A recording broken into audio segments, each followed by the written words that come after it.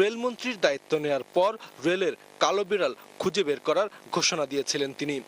সারা পৃথিবীতে লাভজনক হবে রেল, আর আমার এখানে এসে এই ইঁদুর আমি খুঁজব। মন্ত্রী হওয়ার আগে বিভিন্ন সভা সেমিনারে নিয়মিত উপস্থিত হয়ে বিভিন্ন মন্ত্রী ও বিরোধী দলের কর্মকাণ্ডের কড়া সমালোচনায় মুখর থাকতেন তিনি। মন্ত্রীরাও বেশ দৃশ্যমান, দেখতে শুনতেও ভালো, এবং ভালো ভালো থ্রি পিস স্যুট ছাড়া পড়েন না, তো তাদের চেহারার যখন দেখা যায় যে খুবই উজ্জ্বল, কিন্তু রাস্তাঘাট এত মলিন হবে এটা তো কেউ আশা করে। আমাদের অর্থমন্ত্রী বলে বসলেন বাজারে একদিন যাবেন না। বাজারে যাবেন না কেন? বাজারে আপনারা না গেলে জিনিসপত্রের দাম কমবে। তা আমরা যদি বাজারে না যাই, আপনি কি কাজে আছেন এখানে? বাণিজ্য মন্ত্রী আরো এক পাও গিয়ে গিয়া বলছেন কি কম খান, আমারও কাজ দেখাইছো। আমি বললাম তো আপনার নাম তো বদলে গেছে, তোমার বলে কি হয়েছে? আগে আছে না ফারুক খান, এখন হয়ে গেছে কম খান।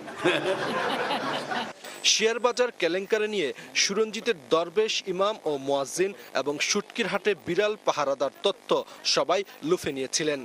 কোথায় দরবেশ আছে, কোথায় ইমাম আছে, কোথায় মুয়াজ্জিম আছে, এগুলা দেখে অগ্রসর হন। শুটকির নয় বিলাই চকিদার, কেমন এই শুটকি আর থাকবে? একটি অনুষ্ঠানে ডক্টর ইউনূস প্রসঙ্গে তিনি বলেছিলেন, বাঘে ধরলে বাঘে ছাড়ে, কিন্তু শেখ হাসিনা ধরলে ছাড়ে না।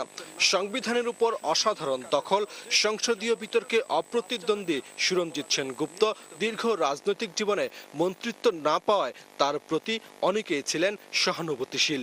তো রাজনীতি তো আঞ্জুমানে মফিদুল ইসলামও না, রামকৃষ্ণ মিশনও না। অথচ মাত্র 4.5 মাসের মন্ত্রিত্ব শেষ হয়েছে এপিএস এর অর্থ কেলেঙ্কারি মাথায় নিয়ে। আজীবন আমি খালি তীর ছুটছি, তীরের যে কি ব্যথা বেদনা, চিরসুখী জন ভ্রমে কি কখন ব্যথিত বেদন বুঝিতে পারে, তীরের যে কি ব্যথা তো আমি বুঝিনি। হ্যাঁ, এবার ঠিকই বলছো, তো এবার তীর তো আমার দিকে। মাসুদুল হক, এটিএন নিউজ, ঢাকা।